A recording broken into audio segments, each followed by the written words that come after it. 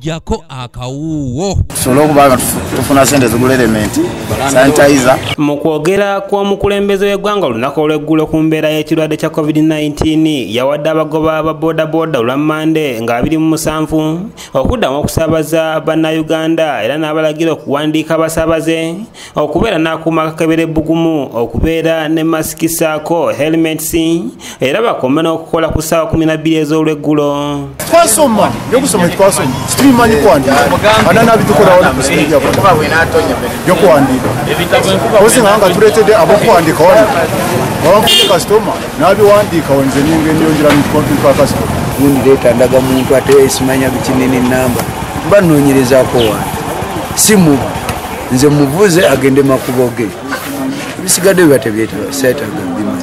Tusobodde okwogerako ne bannayuganda omuli n'abakola omulimu gwa bodaboda ne batuwa endowooza zaabwe ku kwogera kw'omukulembeze w'eggwanga era nga betusanze ennankuwadde Bulenga bategeeza nti ekya Pulezidenti okubalagira okuwandiika abasaabaze tekijja kusoboka kubanga bali mu mulimu guno abasinga tebasomerako ddala era nga tebalina ssente za kugula sanitizers kubanga bo bali tebakyakola.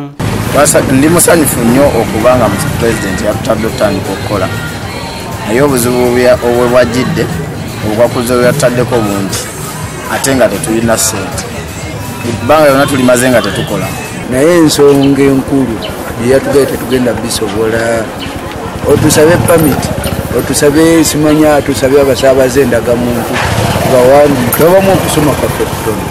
tusiimye atutadde naye ekitusoomeza ekintu kimu okuwandiika endangamuntu. Muyingo Ibrahimu ng'onasala nviiri e Bulenga munnankuwadde mu disitulikiti y'e Wakiso agamba nti abantu balina okusala enviiri bakyali ku muggalo ate nga tebakyalina nsimbi bw'atyo n'asaba gavumenti okuvaayo okubadduukirira.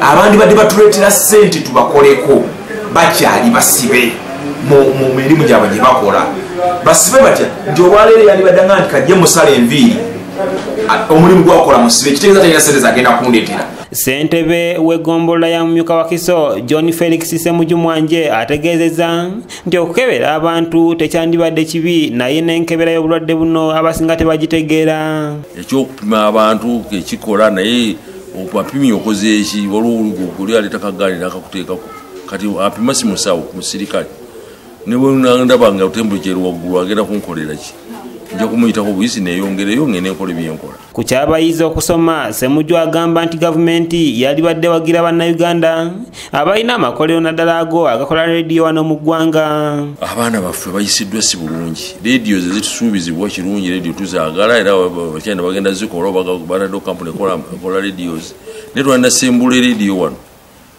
yali mu kufaani okuteeka gavumenti yali mu giteekamu ssente. Tusobodde okutuukako mu zaakeedi ezimu mu Kampala era twogerako n'abasuubuzi ne bawagira ekya Pulezidenti okubalagira okuwandiika bakasitoma baabwe. Tukoye tule ewaka kubanga ensonga egenda otuyamba tusobole okukola tujja kukola buli kyayagala okubanga twekuuma nga tugalama ate nga tukola tunoonyeza abaana baffe ekyokulya. Ssentebe w'ekibiina kya Kampala Cadres Traders Association Katongole Godfrey agamba nti omukulembeze w'eggwanga teyalambisa akeedi zigguddwawo olw'abasuubuzi ne basigala mu kusoberwa. Naye ekyennaku ekiriwo era kye tutategedde bulungi Pulezidenti Museveni bwe yabadde alambika akeedi 11 teyayogedde akeedi ki ezirina okuggulwa nezirina kuggulwa kati ffenna tukedde mu kibuga kukola kubanga buli omu amanyi akeedi ye yagguddwa. Mpagi Sulaimaani omukwanaganya wa Kaafo yennyamidde olwa bannannyini bizimbe okussa enjegere ku maduuka g'abasuubuzi kubanga bakyabanja ensimbi z'obupangisa.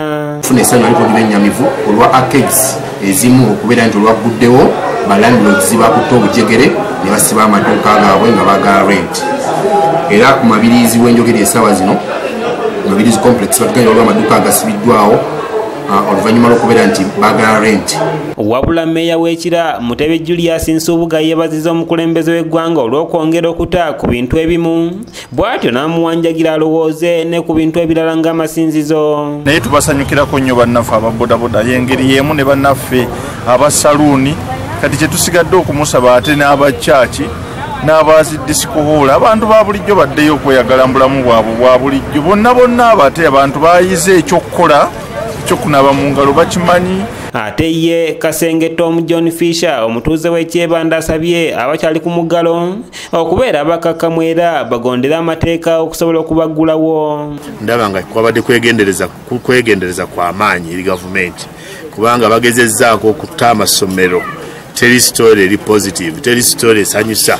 Tegindi baata amasomero era abaana basoma bulungi tebafunye buzibu.